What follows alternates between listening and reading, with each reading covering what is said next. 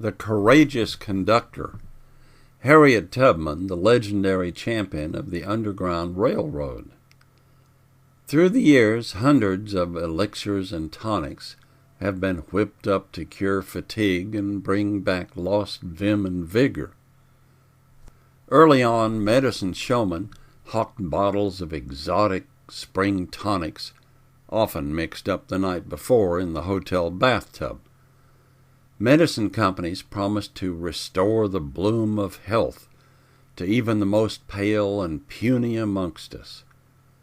Today, the quest for instant energy continues as columns of tiny bottles beckon weary customers at supermarket checkout lines.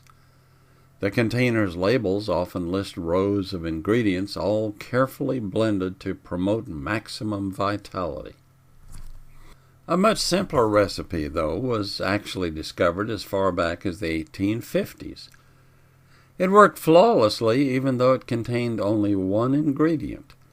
Back then, Underground Railroad conductor Harriet Tubman discovered she can induce a rush of pure, vibrant energy in even the most weak-kneed and faint-hearted individual. The solitary ingredient in her remedy was lead, in the form of a single bullet placed in her trusty percussion pistol. Despite the effectiveness of her simple formula, she increased its efficiency with a couple of additives, a menacing stare and an ominous "you'll be free or die." Her energy-enhancing treatment was occasionally called for when one of the escaping slaves she was leading to safety decided he wanted to turn back because of the danger. She knew he would surely be caught and forced to reveal the whereabouts of the remaining fugitives. A live runaway can do great harm by going back, she clarified, but a dead one can tell no secrets. Predictably, the combination of this explanation and the lead cartridge in her 6-inch barrel pistol worked instantaneous wonders. The power of her personal force can be sensed in the few photographs ever taken of Harriet Tubman. In those images, her determined face stares out as though she was searching the darkened Maryland countryside for slave hunters. The pictures portray the grit and purpose of the powerful 5-footer. There is one thing, however, they don't display: a smile. Although her friends and supporters likely saw it from time to time, it was not her best-known feature. No, joviality was not a job requirement for a serious venture like leading fugitive slaves through the hazardous darkness. And since that became her 10-year mission, Harriet Tubman had a lot to be serious about. Her no-nonsense demeanor was forged in eastern Maryland, where her family toiled in slavery. Born as Araminta, she soon inherited the nickname of Minty. Her mother, Harriet, and her father, Ben, were owned by 2 different families. Later in life, Araminta would change her name to Harriet in honor of her mother. Minty's childhood was severed when her owner felt that at the age of 5 she was ready to begin her life of servitude. She was hired out to take care of a neighbor's infant daughter. Minty's job was to watch over the baby at night and make sure she didn't cry. When the baby got fussy, Minty would constantly rock the cradle or hold her in her arms. Every time a cry was heard, her mistress, Miss Susan, would whip Minty around the neck. Those scars, as well as the emotional ones from those and future incidents, remained with her for the rest of her life. Sadly, that experience was a prelude to a string of arduous positions, often with similarly violent masters. These nightmarish jobs led to disaster when she was 12. She had been sent to a dry goods store for supplies when she encountered a young slave owned by a neighboring family. Harriet soon realized that he had left the field where he worked without permission. His owner had followed him to the store and demanded he return. Instead, the young man darted away. The overseer instructed Harriet to help him restrain the boy, but she refused. In an attempt to stop the runaway, he grabbed a 2-pound anvil off a shelf and hurled it through the air.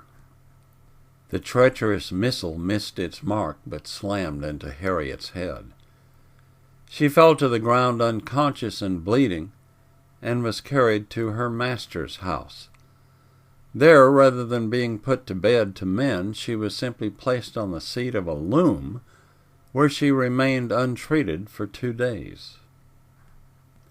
She was then promptly returned to the field, as she would later recall, with blood and sweat rolling down my face until I couldn't see. Like her previous scars, the consequences of this abuse would linger forever. For the rest of her life, Harriet suffered severe headaches, as well as periods when she would seemingly fall asleep, yet was able to recall everything that happened around her. Modern researchers feel her severe head trauma likely caused a chronic narcoleptic form of epilepsy. That condition, however, would not prevent her from eventually striding into history as the most famous conductor of the Underground Railroad. She escaped from slavery in 1849.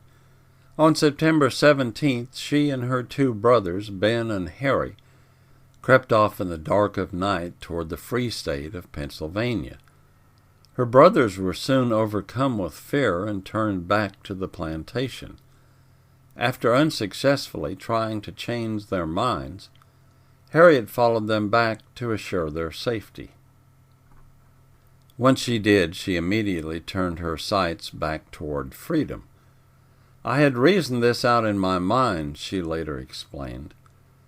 There was one of 2 things I had a right to, liberty or death. If I couldn't have one, she decided, I would have the other. A sympathetic white neighbor lady had given Harriet the directions to a nearby safe house. There she was hidden in a wagon and transported to her next destination. At one of the early stops, the lady in the house asked Harriet to sweep the front porch so any suspicious neighbors would think she was working for the family. Later that night, the family hid her in a cart and traveled to the next welcoming house. As Harriet continued northeast through Delaware and north into Pennsylvania, she learned about a clandestine corridor to freedom. It had likely been named years before when a Kentucky slave named Tice Davids swam across the Ohio River to freedom. His master followed in a boat and saw him wade ashore. Suddenly there was no sign of him. The furious owner raged that Davids must have gone off on an underground road. Several historians feel this led to the name Underground Railroad.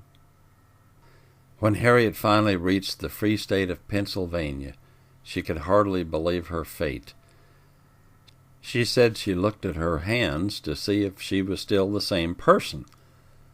The sun came like gold over the trees and over the fields, and I felt like I was in heaven. Unlike most people who would simply bask in the warmth of their good fortune, she vowed to rescue the rest of her family as well as anyone else she could assist. I have heard their groans and sighs and seen their tears, she later declared, and I would give every drop of blood in my veins to free them. Over the next decade, she put that vow into action. Her years of laboring gave her a strength and stamina that, when added to her ingrained shrewdness, perfectly suited her for the clandestine mission. She sometimes disguised herself as an old woman and even as a man. Using the Underground Railroad and traveling only under the cloak of night, she led family members and other grateful souls to freedom. Some historians trace as many as 19 trips. Looking back on her perilous feat, a justifiably proud Harriet Tubman reflected, "In the train jargon of the Underground Railroad, I never lost a passenger."